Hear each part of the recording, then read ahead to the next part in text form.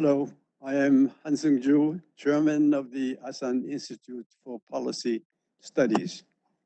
I would like to welcome you to this special discussion on the changes in big power relations in Asia. Today, we have this opportunity to discuss the issues in the ASEAN Institute auditorium, some of us anyway, online, rather than having a face-to-face meeting. I'm sure you all understand why we do this. We will start with a discussion of the China-US rivalry. Some call it hegemonic competition. Mostly the Chinese call it hegemonic competition. Others call it a new Cold War or Cold War 2.0. Still others think that it will not be a repeat of the US-USSR relations in the second half of the 20th century.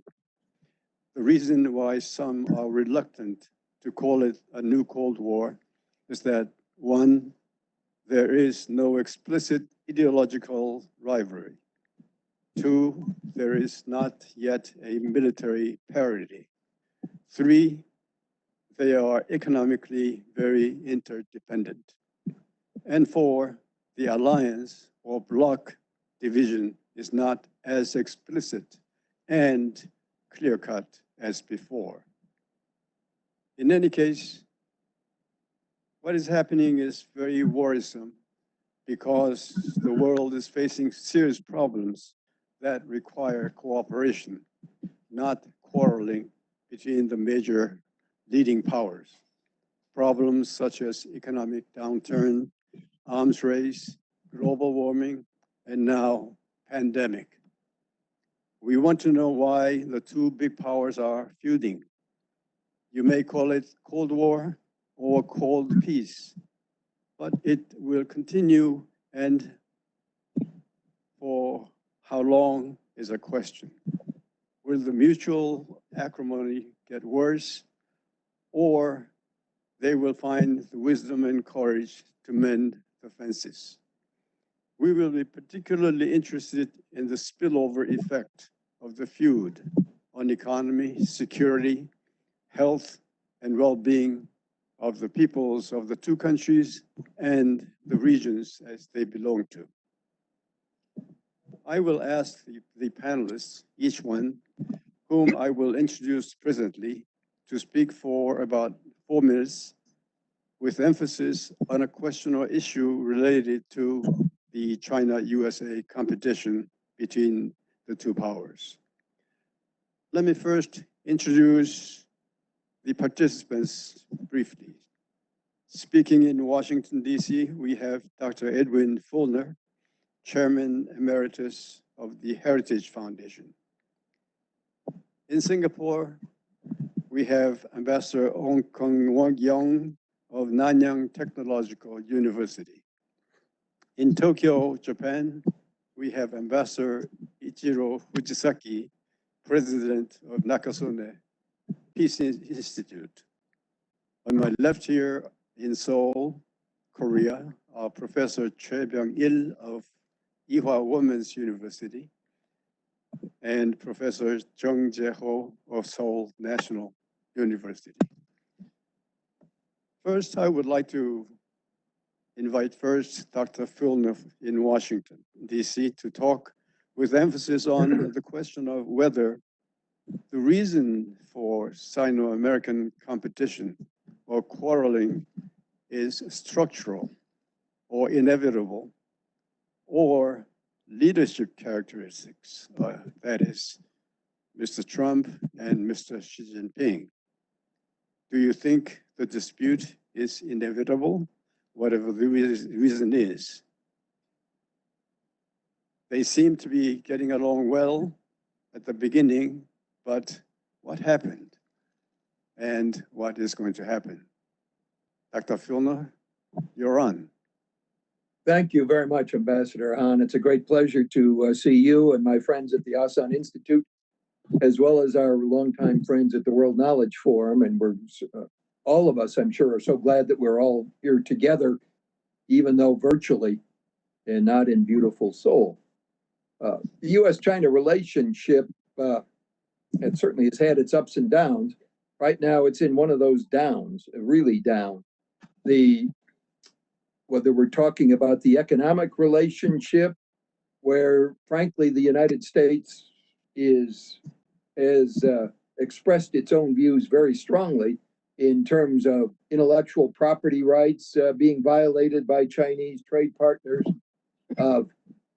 One of my pet objections, China is the world's second largest economy, still demanding that it should have developing country status in all the international financial institutions, which of course means that it gets subsidized loans, subsidized agreements, and it doesn't have to abide by the same set of standards that other countries have to abide by. Korea, I think very wisely, gave up this developing status fairly recently, and I think China should be doing the same thing. China and the United States, in terms of the economic relationship, yes, I think that we will continue to have significant economic relationships. And despite the differences that we have now in terms of particularly technological issues, whether it's Huawei or whether it's supply chain involving pharmaceuticals and PPE equipment that somehow is not happening the way it should under the previously agreed agreements between the United States and China. It's been coming unglued, frankly. The situation internal in both countries, and I emphasize both countries right now, is rather unstable. Everyone in this conference, I'm sure, has read and seen what's been going on in various U.S. cities after the absolutely tragic horror of what happened in Minneapolis about 2 weeks ago. At the same time, what we don't hear much about are the estimated 80 million Chinese who are now unemployed or underemployed because of what's happened there since the beginning, really, of the Chinese economic downturn over the last 7 or 8 months. We have a relationship that's a little bit too confrontational, I think, for most of us. And I think that's probably why Secretary of State Pompeo, in fact, within the next 24 hours, will be boarding an airplane at Andrews Air Force Base and flying to Hawaii, where he will meet with Senior Counselor Yang, a member of the Chinese Politburo, and they will presumably have very serious discussions about what the ongoing relationship will be. In the meantime, some of the follow-on questions that I hope we will have a chance to get into too is, what does this mean for the United States in terms of our relationship with the individuals from the 3 countries that share this panel with me, with Singapore, where we have long-time defense, and of course, one of the very first bilateral free trade agreements was between the United States and Singapore.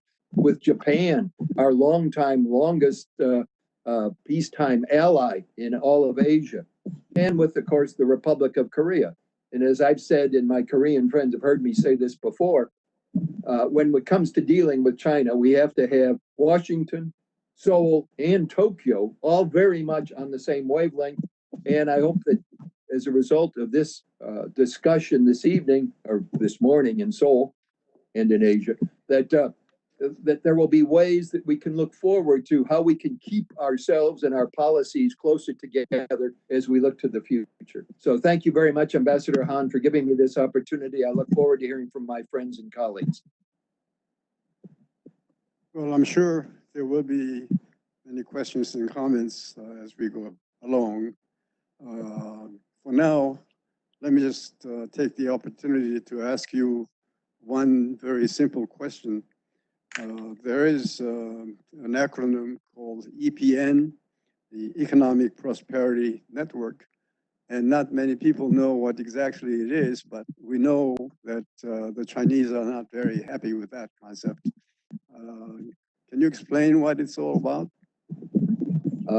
Well, there's also another acronym around called BRI, Belt and Road Initiative, and a lot of Americans are not very happy about that one either.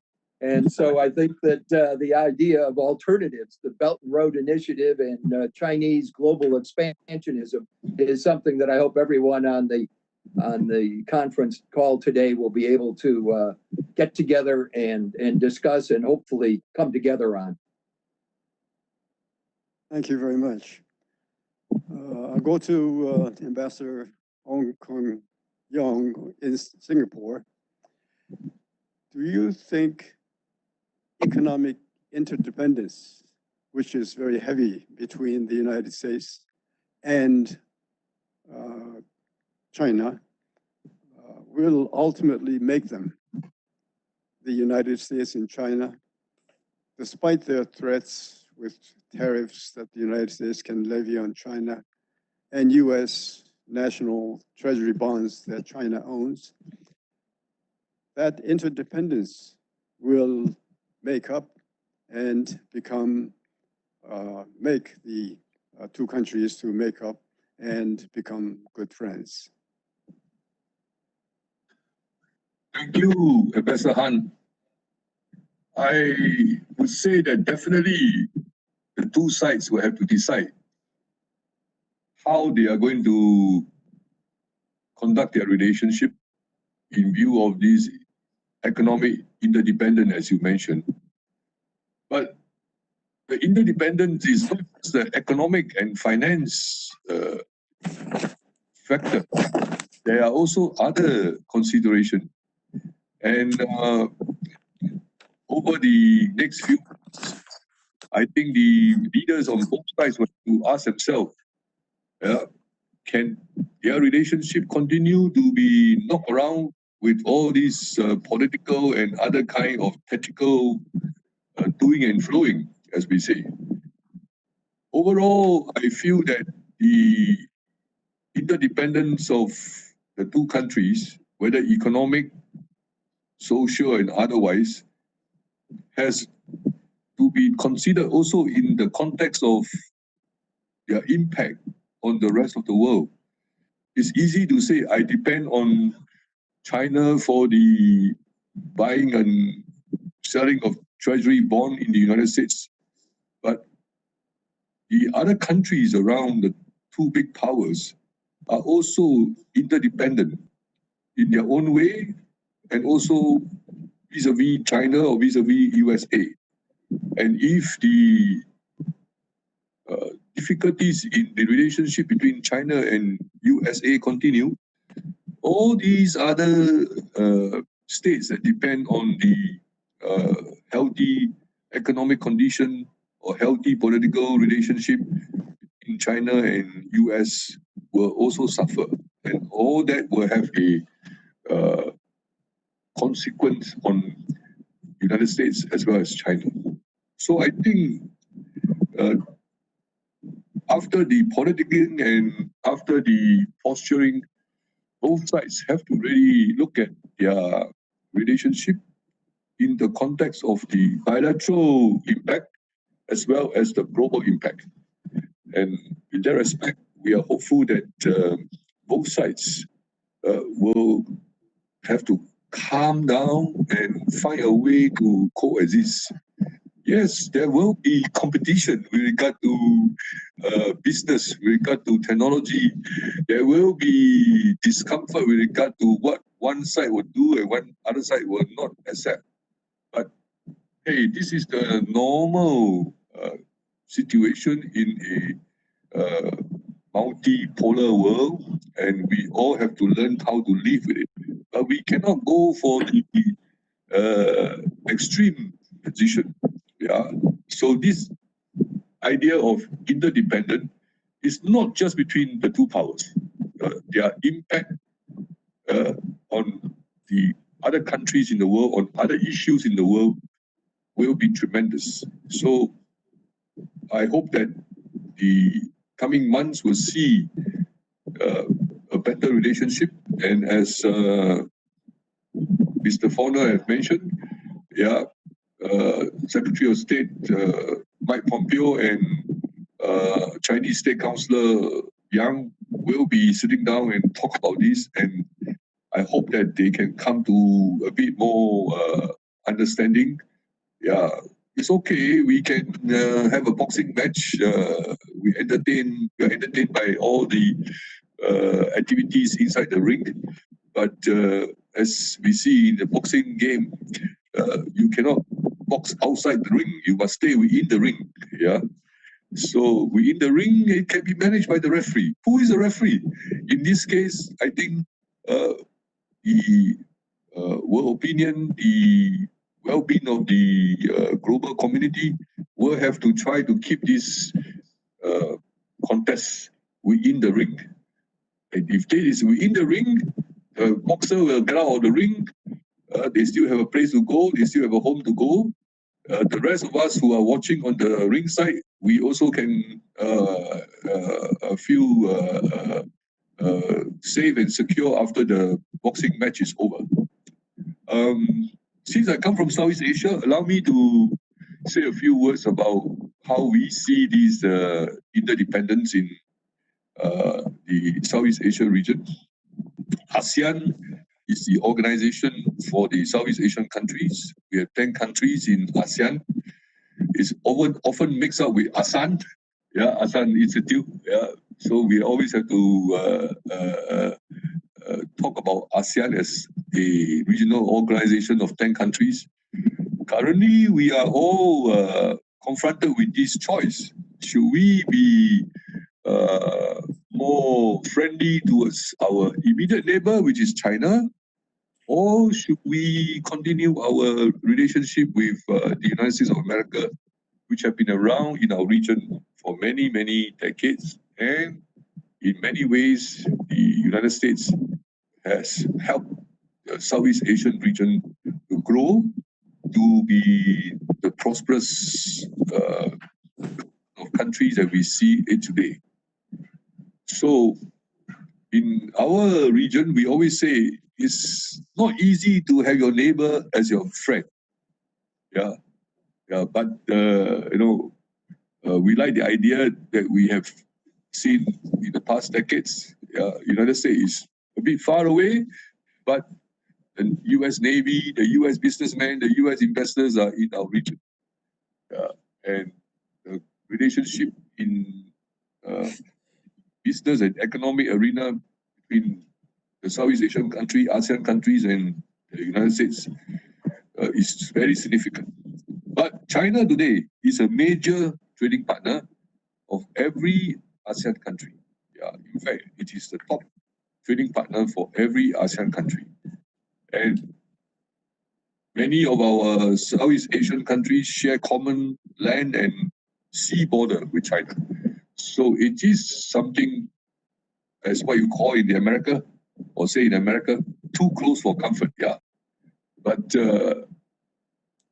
we try our best to conduct ourselves in a systematic way. We hope that our 10 countries in ASEAN will stay together. As we say, 10 countries, if we have 10 fingers each doing their own things, we are not as strong as all of us coming together with 2 fists joining together, dealing with all these challenges.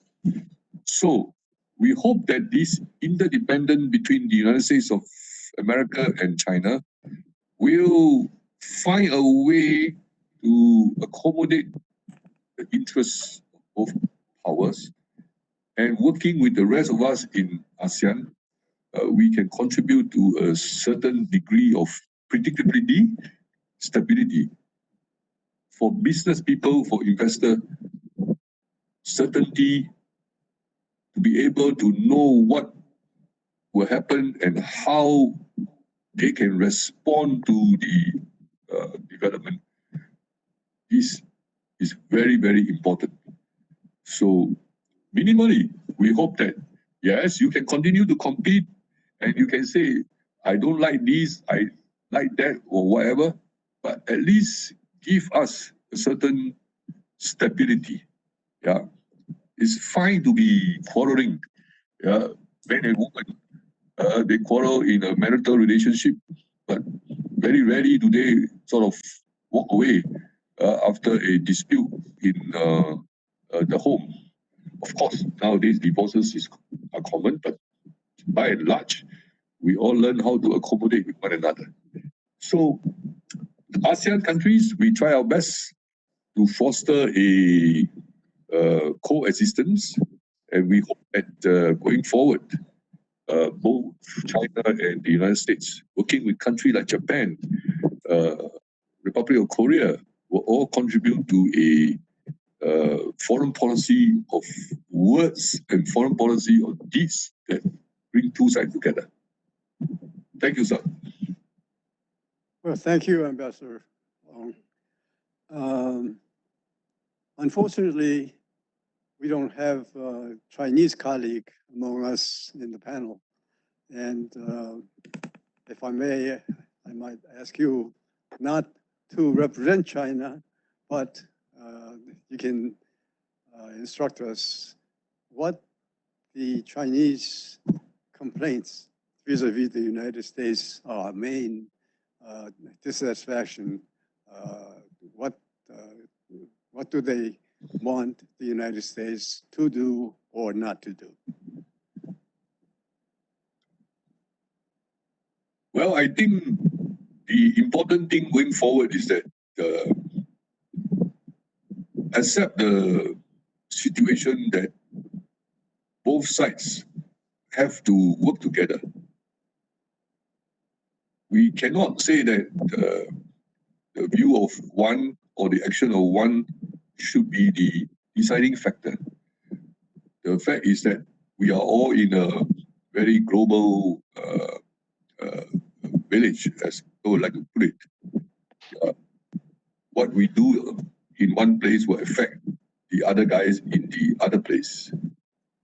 So there is nothing that we can do with regard to power politics, but definitely we can find a way to accommodate each other.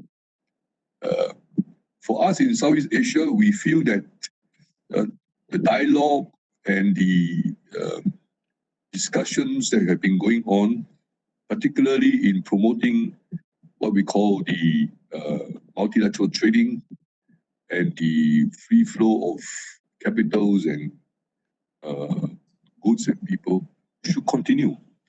Yeah, we in Southeast Asia have a lot of problems with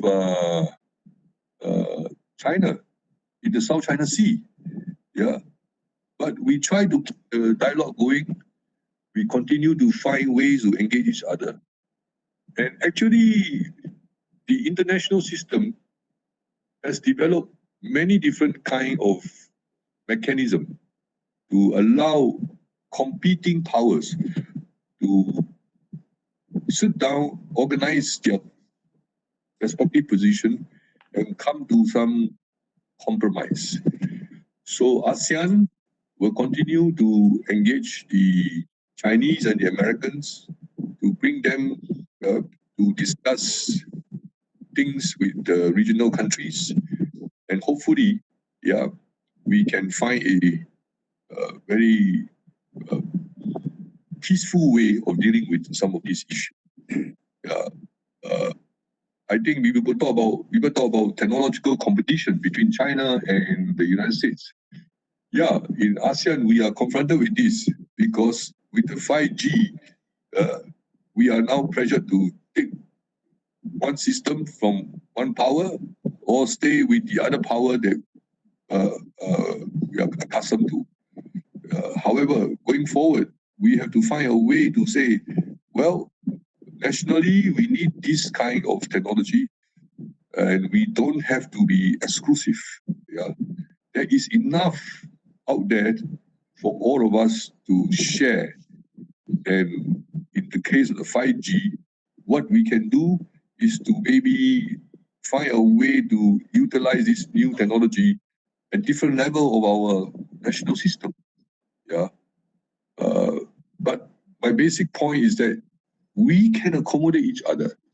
Yeah. for us next door to China, we feel the heat, we feel the pressure, but at the same time, we like the idea that we have the United States of America around us, staying in our region. In fact, we all agree that the United States is part of the Asia Pacific. So what's wrong with having more people coming together and trying to find a way to one another? So I don't think it is time to give up all these multilateral cooperation, all these forms of what we call order and functions, which we have seen in the past 70 years. They do function, they do perform a role. And if we are not happy with some of the specifics, we can discuss and try to rearrange them. But definitely, we cannot carry all the chair out of the room, because then we have an empty room, and what? Nothing is going to happen. Thank you, sir. Well, thank you very much. Ambassador Fujisaki in Tokyo, you've been working on these big power relations for a long time and in important positions. To the extent that the Sino-American Cold War is real, should we consider it to be only a passing phenomenon, which will be with us for, say, less than a decade or so? Or is it something like the Cold War between the United States and the Soviet Union, which lasted for more than 2 generations? Do you think it will persist for some time and maybe even get worse? Thank you, Minister Han, and thank you very much for giving me this opportunity to speak. I'll make quickly 4 points. First, I really don't buy into that argument of G2, Giant 2 or whatever. I think China is not there yet. A lot of problems with it. Of course, they don't have any camps like United States allies, but not only that, within the country, the biggest issue is not only Hong Kong, Taiwan, Uyghur, but the biggest issue is, I think, democracy, freedom of speech, and also discrepancy. Gini coefficiency shows that it's a very unequal society, and how to manage that is a big problem from the leaders, and they know it.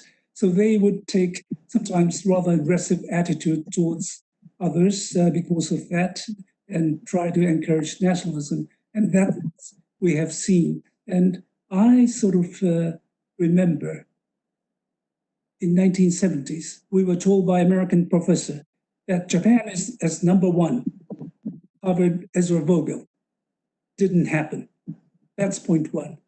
Point 2 is that in some United States, some Americans say that, hey, when we let China into WTO, we were expecting that China to become more democratic, more free society. I don't buy that argument. No one would expect just becoming a member of WTO change the internal society within.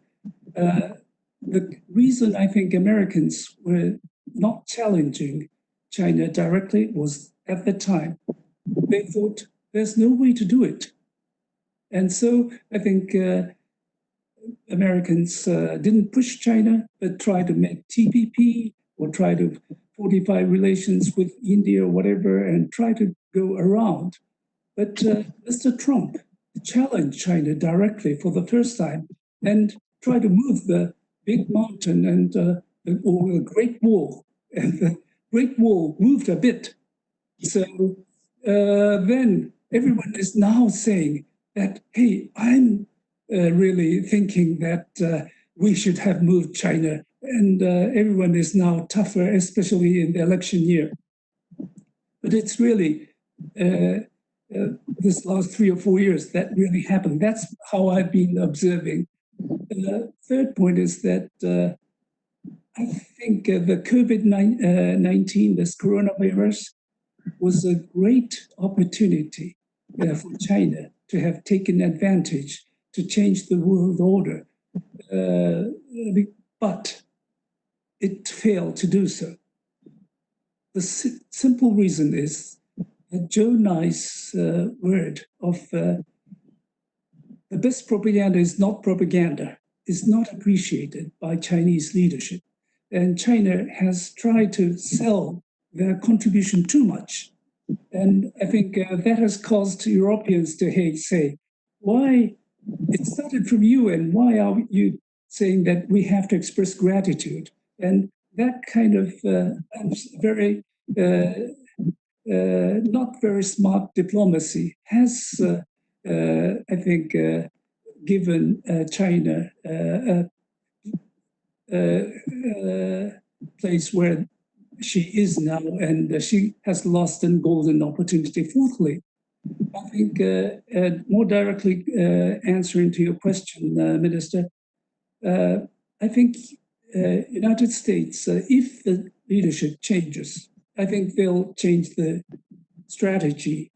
Because, as I said at the outset, it was Mr. Trump who started this very tough policy towards China, from engaging China to competition with strategic competition. And I think leaders do want to change foreign policy if they change. And China is always trying to adapt to that if the US changes the policy. And I think they're waiting for that.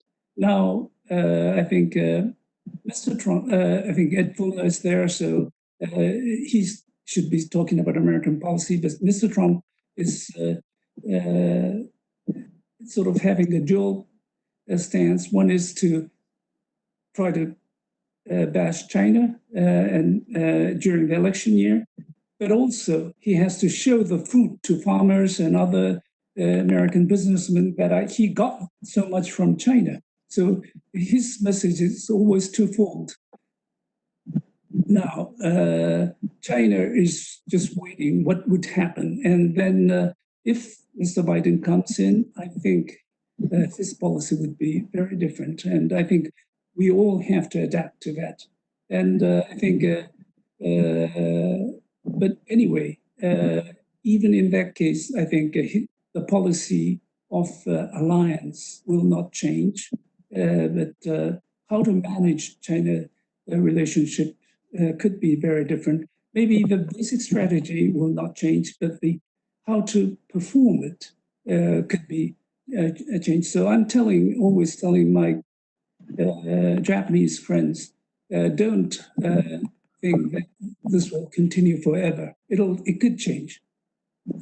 Sorry to take so much time, but thank you very much. That's my answer. Thank you very much. I suppose Japan sees the deterioration of relations between China and the United States not in Japan's interest. What can Japan do, or what does it do to ameliorate the situation and the problem? Do you see any silver bullet to mend the situation? Fortunately, now we have very good relations with the United States and China as well. China's Xi Jinping was coming to Japan, and that's after 10 years of elapse, so now it's improved. And maybe that's partly because the relations with the US is not that excellent. They're now turning their eyes to us. I think it's not zero-sum game, but our business people would not like to see US-China quarrel, because China is #1 trading partner, US is #2.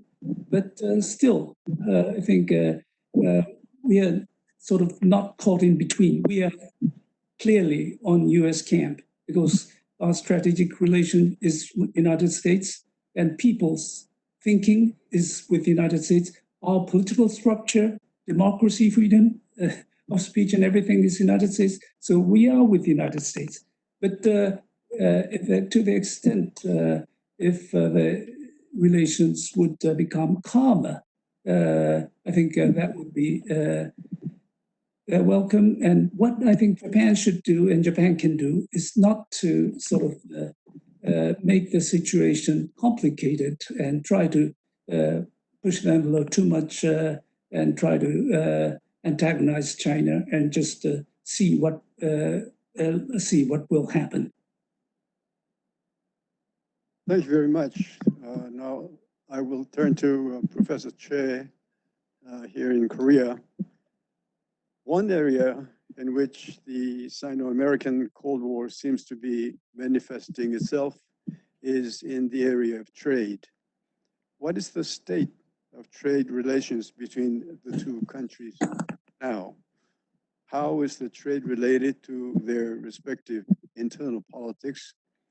And how do you think the game of push and pushback between the powers and the use of various means used, such as tariffs and sovereign debt, play out in the short and to medium terms? Well, thank you, Ambassador Han. Relationship between the two great powers from economic point of view, economists would typically describe mutually beneficial win-win. It's mainly because even though China is running a large trade surplus vis-a-vis USA, but nonetheless, it gave tremendous, rather inexpensive and moderate quality consumer good to US consumers. So thereby, US, some low-income class, they're able to rely on Chinese stuff. And also China was able to, based on US trade, mainly they're able to moving away from pure developing country to some high level of developing country. But from political point of view, the situation is very different. From political point of view, in past 20 and 30 years, significant part of so-called labor-intensive and low value-added manufacturing job from USA has migrated to China and vicinity to China, so-called the world is speaking about offshoring to China. So as a result, all those politically swing states in the Middle East, they are feeling the pain of restructuring from China. So this is related to emergence of US-China trade war. So I think despite Mr. Fujisaki mentioned it may be related to Trump leadership, but my reading is no matter who become US president, time was right so that they going to aim China politically straightforward, but perhaps the Trump way is relying on US unilateral force. And that trade war is giving a lot of implication to global trading system because US was the largest stakeholder of global trading system and architect and also principal actor. But somehow, and also US was instrumental behind in accommodating China accession to WTO through 15 years of long and hard negotiations. And what has happened was US is now not relying on WTO dispute settlement mechanism, directly hitting China. And China is not, again, waiting for any judgment from WTO dispute settlement body, directly reciprocating US response. That is tit for tat. That is evidence rule-based global trading system is not working. And as a result, so far in past 2 years, those two countries was busy competing, rising their punitive trade against others. And also they competing on technology. I think from US point of view, even more shocking is now in the era of digital transformations, China is able to implement 5G for the first time from non-Western liberal democracy, state of technology. Against other Western countries is really shocking sort of second tectonic moment for USA. So they are all mindful in containing Huawei and other China's the leading technology company from taking lead in this digital transformations.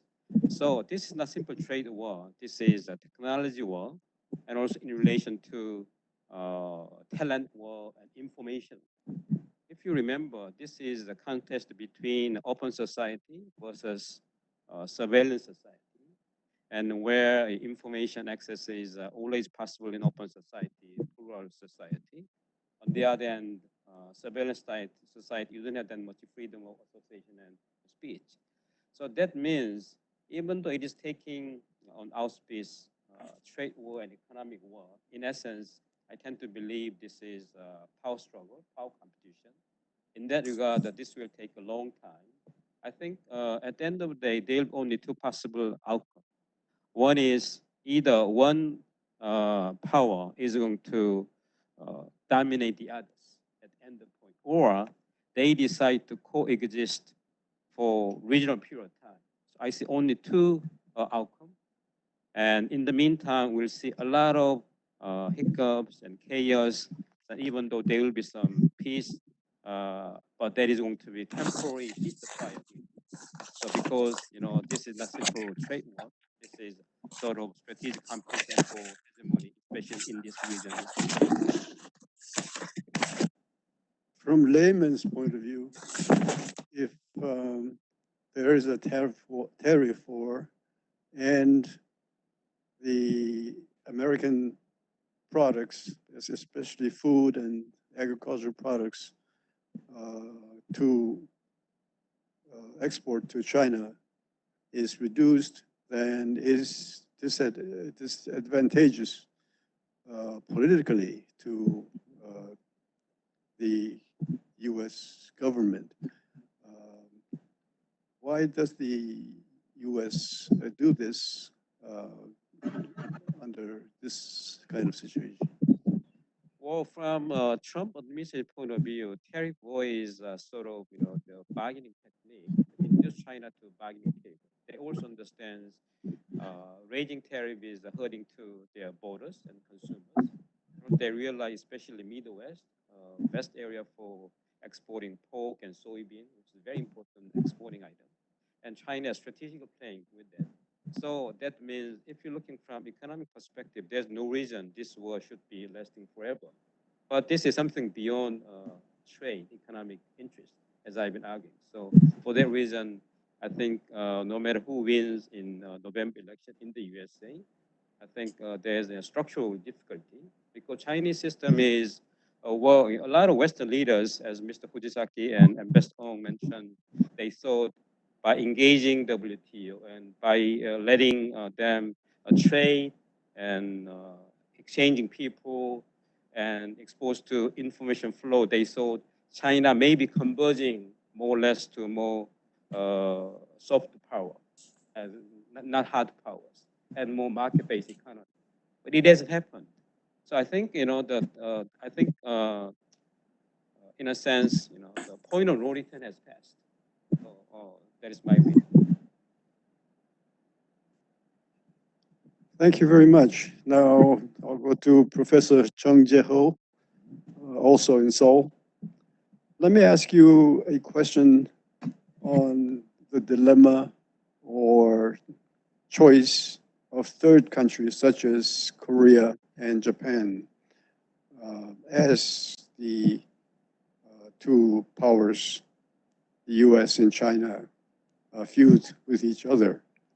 There are many issues such as EPN, Economic Prosperity Network, One Belt and One Road Initiative, AIIB, THAAD, Missile Defense System, not to speak of Hong Kong and now COVID-19, in which the other countries have to make a choice in policy and position.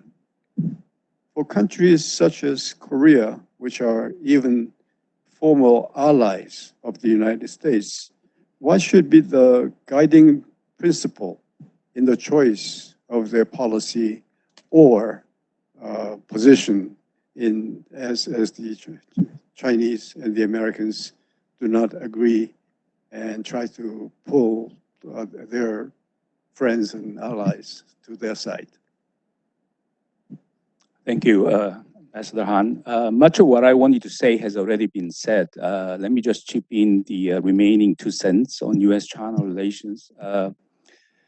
In my view, what is happening with the US-China relations has a lot to do with skepticism being turned into conviction. Skepticism that China's commitment to earlier commitment, particularly since 2001, to democracy, free market, human rights, has been faltering. I think that skepticism has been accumulated over the years, particularly during the Obama administration. But when Trump came to power, I think that skepticism was turned into conviction. And I think there is a sort of wide consensus within the Beltway, or even broadly in the United States, that Americans have got China wrong. And I think this consensus is now not only bipartisan, but also it's cross-cutting. So even if somebody else comes into the White House, I don't think the direction of US policy toward China will change. But I think the way this conviction has been implemented in the US might change with some more finesse. In the decade of 2000, US-China relations were characterized as occasional confrontation, but on the basis of cooperation. But in the decade of 2010, it was a selective cooperation on the basis of confrontation. Now, I think in the new decade, we're looking at the end of engagement. We're looking at the beginning of decoupling. And I think we are heading into a very sort of negative phase of US-China relations. And I think it will be with us for more than 10 years.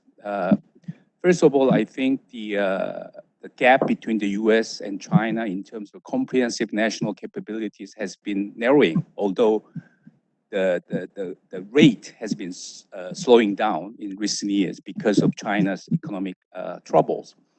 And also China has been very unhappy with the international order, as we have seen with the establishment of Asian Infrastructure Investment Bank and Belt and Road Initiative and others.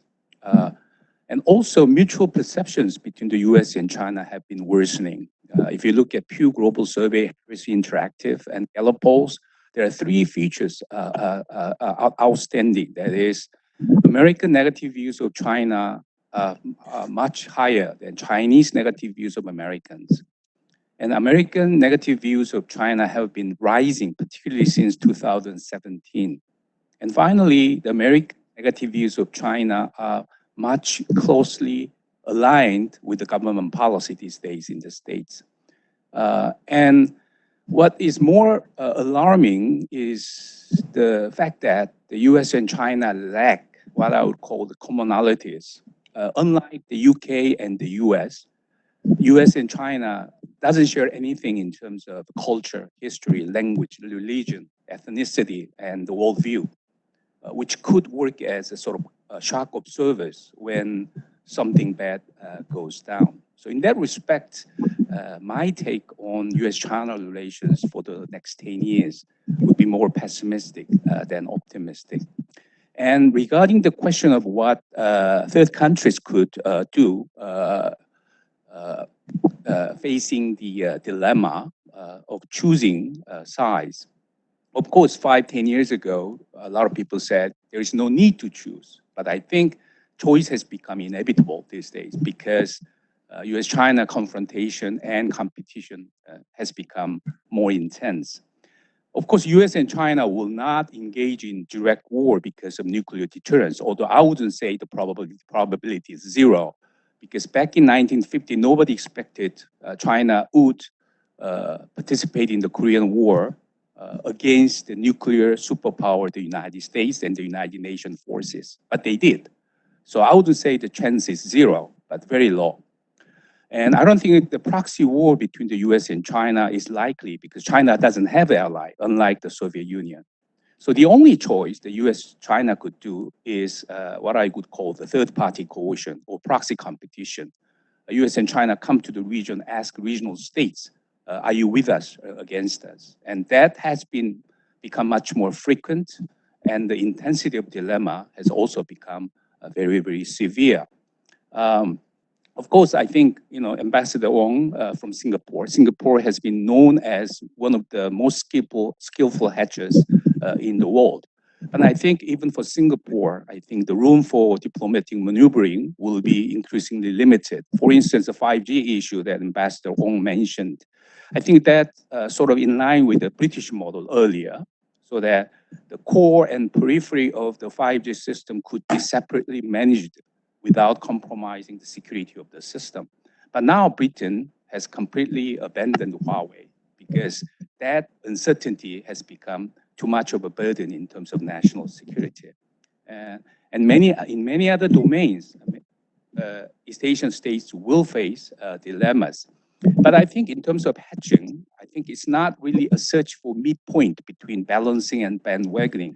I would rather define it as a mixed strategy. It could be mixing of strategies over time, or it could be mixing of strategies depending on issues. But nevertheless, I think choosing a side for all issues will be very difficult because structurally, so many countries in East Asia are economically dependent on China. Without resolving the structural dilemma, making a choice would be very difficult. So we need prudent leadership, which of course comes at a premium. Thank you. Well, thank you very much. We heard the views of our panelists, and I'm sure in the course of their presentation and discussion, each panelist had any questions or comments on somebody else's comments. If you want to come in now at this point, you can do that. I see Dr. Feulner eager to come in. Thank you, Minister Han. Yes, I am eager indeed. Several points I would make quickly. Number one, Professor Chong just pointed out the Pew Research poll. Of all Americans, something like close to 80% of Americans do not trust China. They do not have faith in a positive U.S.-Chinese relationship right now. As one of my friends who's a professional pollster said, I would be very hard-pressed to get 80% of the American people to agree that the sun is going to rise in the east tomorrow. So to have 80% of people across the political spectrum with this viewpoint is really quite phenomenal, quite a phenomenon. And beyond that, I point out that right now, on a bipartisan basis in the U.S. Senate and in the U.S. House of Representatives, the legislation that is coming through in terms of pretty tough language and pretty tough actions toward China is very much a bipartisan thing. So whether Trump wins or whether Biden wins in November, I don't see a real fallback in terms of tensions. I think there will have to be relationships, hence the Pompeo trip to Honolulu this week. But at the same time, I would also argue that for the next 20 years, the relationship of China to everyone else around this table is going to be the critical question. China is the rising power. And I just want to give one quick quote from a White House paper that just came out within the last few days. This is a quote directly from the White House. Given the strategic choices China's leadership is making, the United States now acknowledges and accepts the relationship with the PRC as the Chinese Communist Party has always framed it internally, one of great power competition. No question about it. That's how not only the Trump administration sees it, but I think that's very much how the vast majority of the American people see it. And that, for example, is one of the reasons we see right now why there are specific actions being taken about the several hundred Chinese companies that are listed on U.S. stock exchanges that don't abide by the usual listing rules that are imposed on Singaporean, Korean, Japanese, British, European Union companies when they list in the United States. That is, they don't have to have open and transparent accounting, etc. So there are going to be different dimensions to this. Is it going to be pretty? No, it's not always going to be pretty. Sometimes it will involve overflights and overflight objections over Taiwan or over the South China Sea.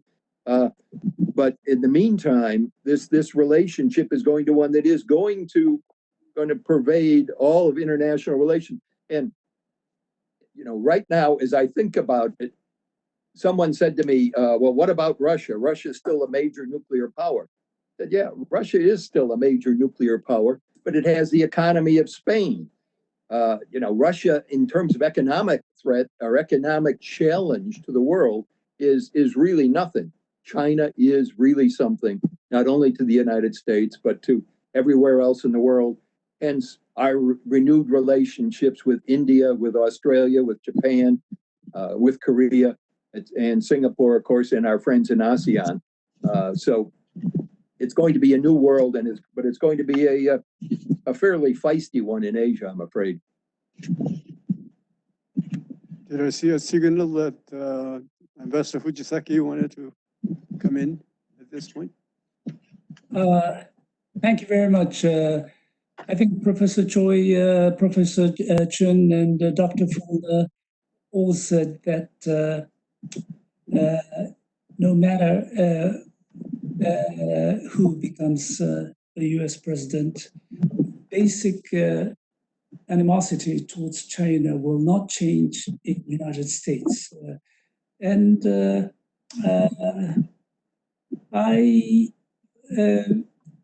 Maybe they're right, but I want to be sometimes a devil's advocate. I think that, hey, maybe the basic thrust is there, but in diplomacy, if you change the sort of political stance, and that could change a lot, because now this is so because of over-aggressive China propaganda policy and also very tough policy of Mr. Trump. So if Mr. Trump goes and if China becomes a little smarter in a way and try to do it a little more with finesse, maybe the situation will, some people may think that's too superficial, but I think the atmosphere could change a lot. And we have seen, if I may say, the change of North Korean policy from President Clinton to President Bush 43, and Iraq policy totally changed from Bush 43 to Mr. Obama, and everything changed from Mr. Obama to Mr. Trump. And I think that things, of course, basic thrust of economic competition is there, but political atmosphere can change. That's my sort of personal distinction, and I have nothing to sort of prove that, but that's how I feel. And I'm telling my people, as I said, don't be complacent and think that, hey, the US and China is always under confrontation, so we are just watching it. No, maybe they could come together and as well. So we have to be very attentive to the situation. That's how I've been saying. Thank you very much for giving me the opportunity to clarify. Thank you very much, Minister Han.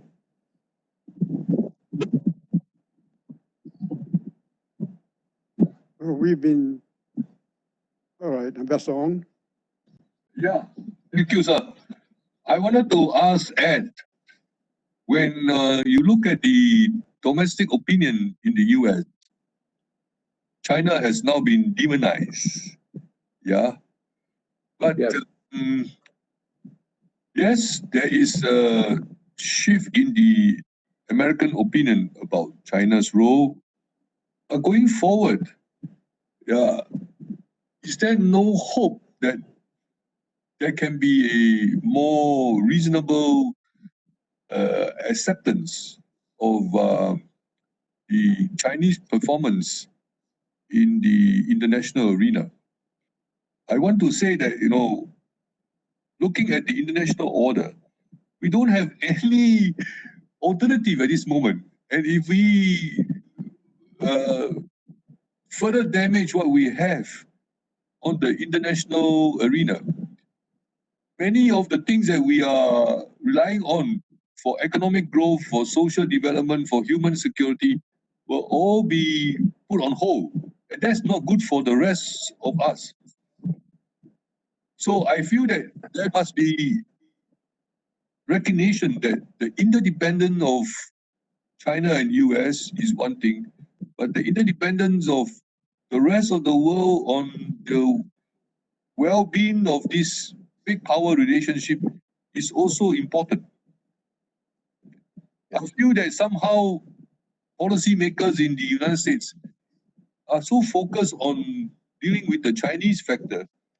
The wonderful goodwill and tremendous respect for American role in international affairs seem to have been receded into the background, and no one need to really bring this back. That would be a mistake, isn't it? Well, it certainly would be a mistake if that were to happen. I probably see the world a little bit differently than you do, Ambassador Ong, right now. For example, Donald Trump came into office and talked very sternly to NATO about actually picking up their obligations and all of NATO's members paying their respective level of dues, 2% of GDP. When he came in, there were 3 countries doing that, including the United States and Canada. Right now, there are 9, and there are another 5 that will be in line by 2023 or 2024 to be doing it. So the Trump policy sometimes of talking tough and actually expecting things really can have a positive influence. Your point about the international order, everyone, I think,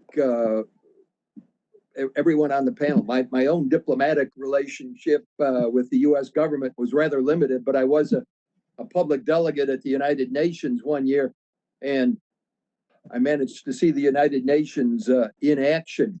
And here I am 25 years after that, and here's Boris Johnson, the UK Prime Minister, talking about what he really wants to do is start a new organization consisting of the world's democracies.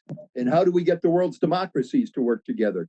This kind of revitalizes an old notion that Margaret Thatcher wrote about in her the last book that she published. So there are some ideas out there.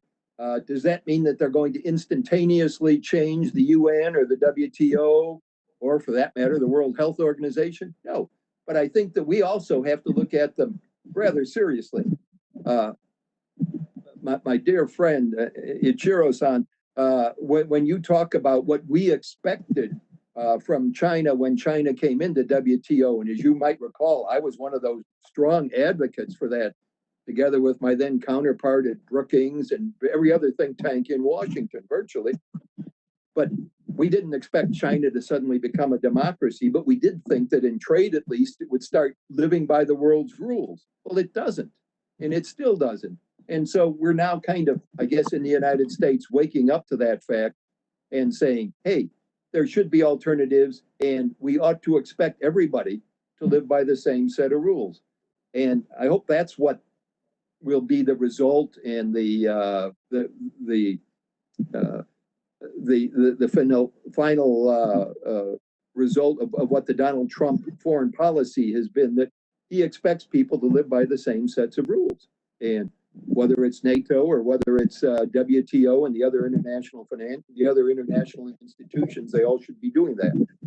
So it's I still remain a congenital optimist, by the way, that these things will tend to work themselves out, and that changes in leadership can make big changes, and that, again, the United States as a continuing Pacific power will, in fact, be able to lead the way to a new and brighter future for everybody.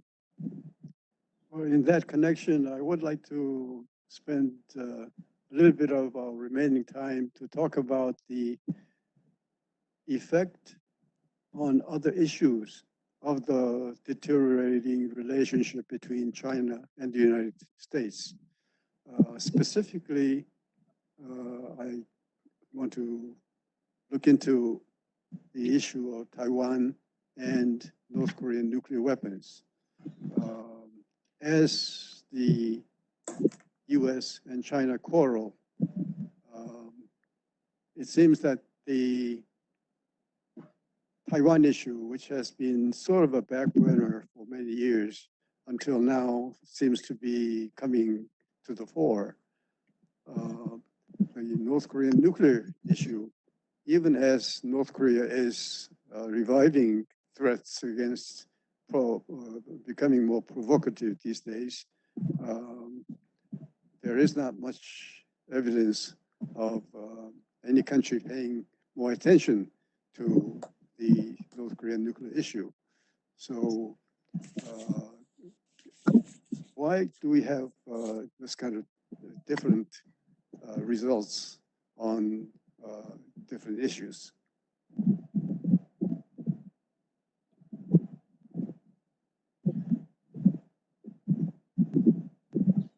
Maybe I can start the ball rolling. There is no doubt that people are concerned about what is happening in the Korean Peninsula.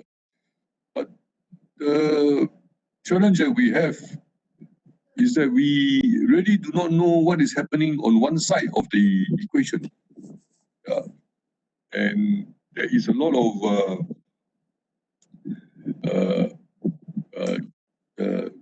ignorance on what one party to this whole issue is trying to do. And I suppose up to now, we have been dependent on the personal relationship among the leaders. Yeah. Actually, institutions don't play a role at all in this ongoing situation on the Korean Peninsula. So, one particular moment, on a particular morning, things can just change.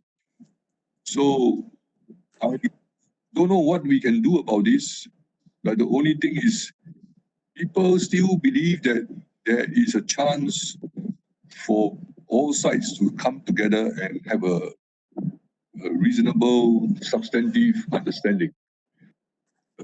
So this is maybe the wrong time due to the US election, due to other preoccupations, like for example, the coronavirus pandemic.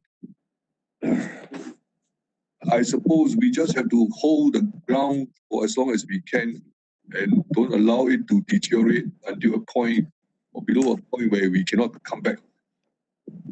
Thank you.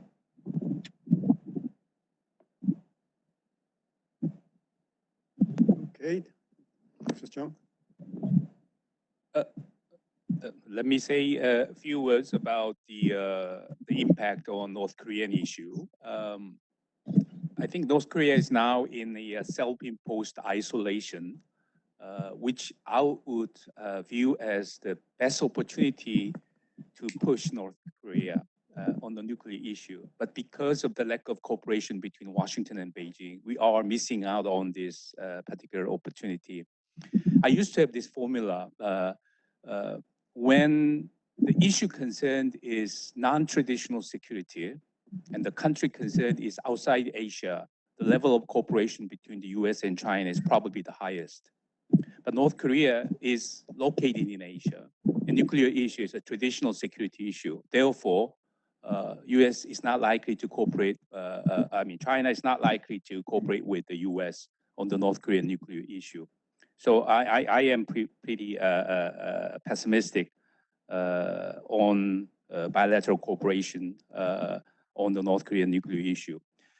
On the other hand, I think Taiwan is, before let's say this year, I used to think probably the South China Sea would be the most dangerous area in East Asia for a possible military skirmish between Washington and Beijing. But now I think Taiwan is probably on the top of the list.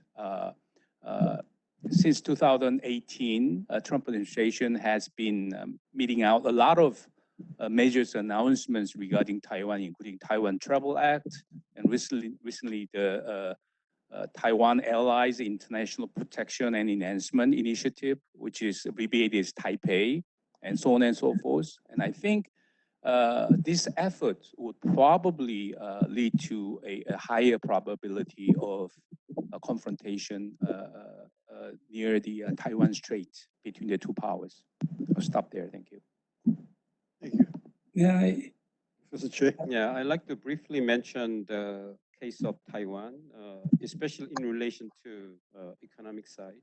I think Taiwan has become the biggest victim of ongoing U.S.-China trade war, because Taiwan's recipe for economic development was they were able to develop very rich and dense collaboration with mainland China, ranging from electronics and semiconductor and so on and so forth. But U.S.-China trade war meant Taiwan was forced to choose side. On top of that, very recently, U.S. administrations, they announced new rule under which is saying that no other country's company, they are going to provide key semiconductor to Huawei if they're going to use U.S. technology. But from international rules point of view, this is outrageous. But nonetheless, if this happens, I think Taiwan and maybe South Korea is going to be the biggest, the side effect. So very interestingly, but not surprisingly, TSMC, the leading company in semiconductor foundry, they chose to go with U.S. lead. So I think the point here is there will be inevitable tension between politicians and policy versus business. According to a very interesting survey conducted by Shanghai-based U.S. Chamber of Commerce in China, they asked to the question, are you willing to make a lot of relocations outside of China in light of China's too much, the opaqueness in relation to corona pandemic? Then I think response rate was about 30% of business was willing to considering relocations. So that means from business perspective, even if in the heart they follow with a political call, you have to reduce too much dependence on China. But it is going to be very long shot, very much difficult, not only because China is a big market, but China developed huge clusters. So right now there's no easy alternative. So that means I think, without having very effective coordination between business side and government side, all this we are talking about is maybe a long on talk and long on paper, but less in implementation. Ambassador Fujisaki. yes, thank you very much. As for Taiwan, unlike Hong Kong, I think this issue will remain, because Hong Kong, if China holds after 27 years, this one nation, two system will go away. So the time solves this issue, but Taiwan will continue to be there. As for North Korean issue, very frankly, this is better than Singapore meeting, Singapore summit, because North Korea is still under sanction, but they're not launching ballistic missile, at least middle or long range missile. And I think it's most important for United States to keep sending message to, maybe discreetly, to North Korea, that they have to abide by to what they have agreed in Singapore, and that they should not go beyond that. One thing I think it's important to notice that is U.S.-China relations doesn't have that much effect, as some people say, on DPRK. Of course, DPRK will come to help come to get assistance from China, and China will give it. And even if U.S.-China relations is good, China will do it, because to keep DPRK is important for China. It's not for US-China, but for China. So I think this will continue. And I think we have to sort of live with the situation, but the only key is that US sending strong messages discreetly to North Korea. Thank you very much. Thank you. We have a question from a YouTuber with the name of a CD. He, I suppose it's a he, totally agrees with Professor Chung that we need prudent leadership, but he has some issue with meaning of being prudent. Does it mean doing nothing or hedging, being balanced, halfway tilting, or what? I remember Professor Chung saying that we have to do things on case-by-case basis. And even then, what is the meaning of prudence, and what is the principle or guiding principle of being prudent? Well, that is the question that I wanted to avoid, but it was posed to me, so I'll try to answer that question. First of all, I think we need to have a very good definition of what our national interest is. And I think, when I ask Americans, they do talk about homeland security, spread of American values, democracy, and so on and so forth. When you ask Chinese, they will say sovereignty, security, and development interests. I'm not quite sure how many Koreans can actually able to answer that question. When they're asked, what do you think Korea's national interest is? I don't think there is a consensus. So I think a leader who is willing and courageous enough to bring about a consensus on what national interest is. And second, a leader who is wise enough to know when to remain silent and when to speak up. Just being silent in the international community doesn't command respect. When your interests are affected, you should be willing to speak up. And I think that is another issue. So, being gutsy in international politics can pay off sometimes. Just being silent doesn't mean you will command respect. I'll stop there. Thank you.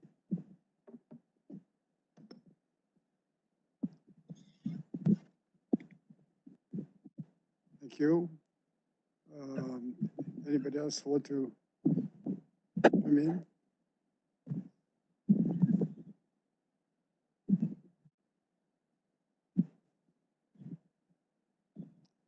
There was another question from a YouTuber.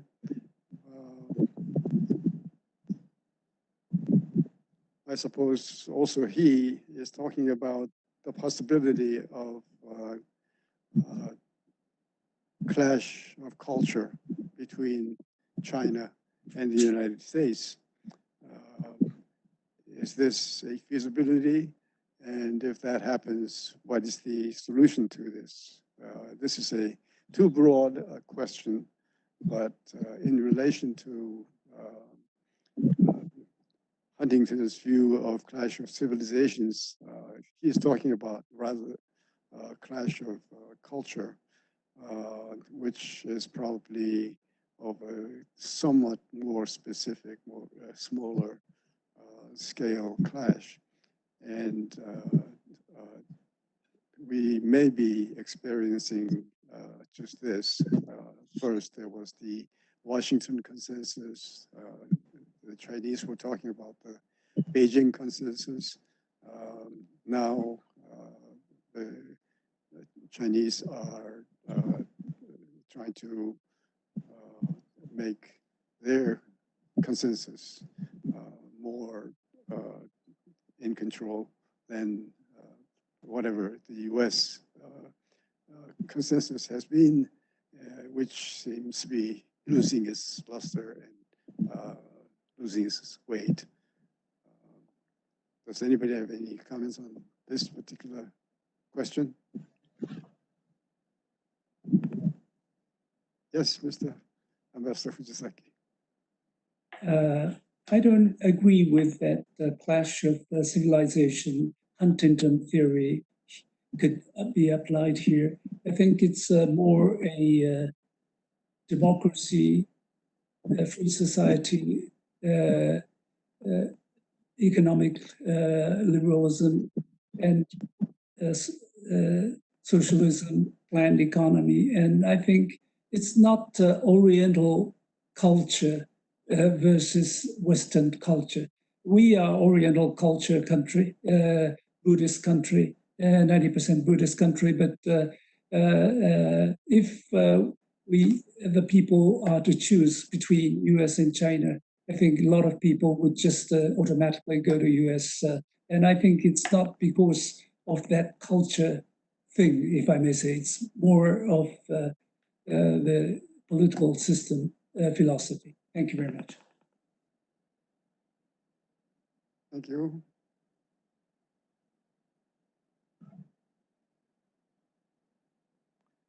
Well, we've been just given a notice that we have 5 minutes left, and I will sort of conclude this session with a short remark of my own. And that doesn't mean the end of this session. If you have any comments on what I have to say, you can still have your last word. I think on the basis of the discussion we had here, we had some basis of optimism and some basis of pessimism regarding the big power relationships, particularly between the US and China. On the optimism side, I think there's a great deal of interdependence, particularly economic interdependence between China and the US. We mentioned that it's not really a Cold War because there's no really visible ideological systematic conflict between the two countries. And in that sense, I think it is also a basis of optimism. Whatever alliance system there is still relatively loose than it was when there was bipolarity between the US and the Soviet Union. And also the two countries, big as they are, strong as they are, they still have their own internal problems. The US has the problem of racism. China has the problem of nationalism, democracy. Both countries have the problem of inequality. So there would be probably enough reasons for both of them to be preoccupied with their internal problems and internal consolidation. But there are also factors of, that can be basis of pessimism. One is that in both countries, there is a rise of nationalism. The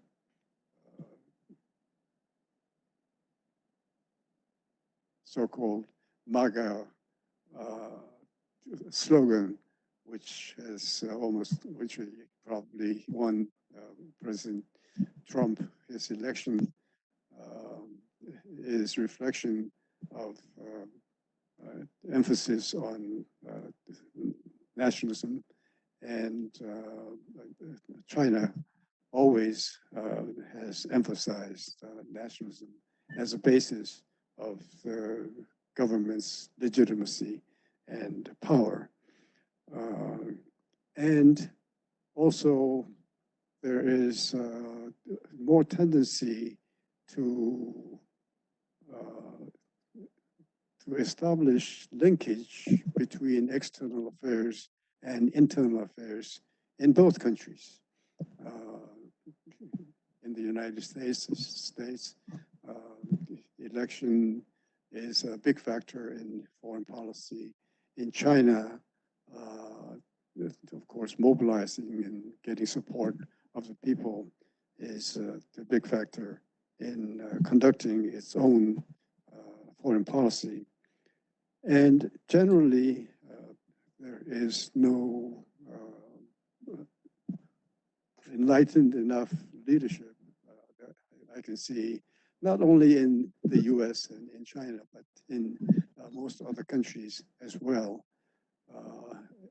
And so this lack or weakness of leadership of not only individual countries, but leadership of countries themselves. We have a book which came out a couple of years ago, which is, I think the title was World Dethroned or something. We are losing leadership in conducting world affairs. And we also losing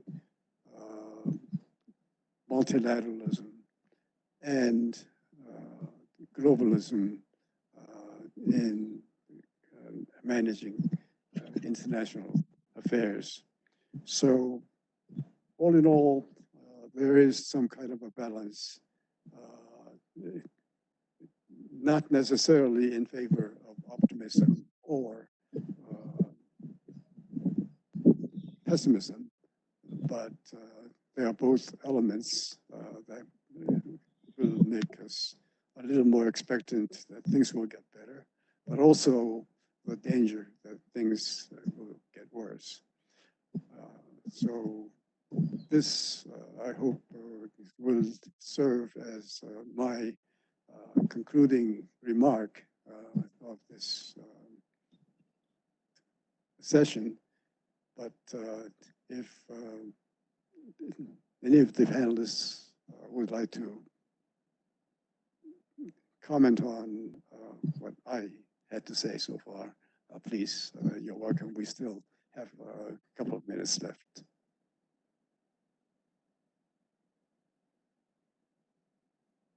Mr. Chairman, Yes. I agree with you that we need multilateralism and we must continue to try to find a way to work through the existing institution that we have. Yeah. Someone mentioned about the clash of culture, but the fact is that we all are working on institution and we need to have such kind of mechanism to continue our dialogue. So sure, we come from different background, but the need to converse with each other, the need to meet, the need to deal with the challenges are always there. So we just have to find a patient, or what I call the return of the common sense. Yeah, we keep on relying on information we get from all quarters, and now we also rely on social media or citizen journalism to try to direct us to what we should do. But at the end of the day, multilateralism depends on common sense. Yeah, interdependence is there. Therefore, what it means for all of us, not just between powers, between a couple of countries, but interdependent means global interdependence, global looking out for each other. So at the end, I would say the need for us to return to a level of common sense. Thank you, sir. Thank you. We have just enough time to hear from Ambassador Fujisaki and Dr. Feulner. Edson, if you would like to go first, please. Thank you, Ichiro-san. Well, Minister Han, I just want to say in conclusion that it's been a very good and lively discussion. I think you were absolutely right when you talked about the clash of cultures, the clash of civilizations. I mean, either one of those could be a whole ASEAN conference at some point in the future. But we do have so much in common. And Ambassador Ong, you're right. What we need is common sense, and we need to keep looking at ways forward, not just at ways to find confrontation or to find differences. Let's look at the positive side of how we can move ahead. Thank you, Ambassador Han. Thank you very much for excellent conclusion, Minister Han, and it was a great honor to have been included in the Worldly Pundits discussion. I hope I would have another chance like this, and my only regret today is that I didn't have eagle nor camel. Next time I would have crane or something in my back. Thanks a lot.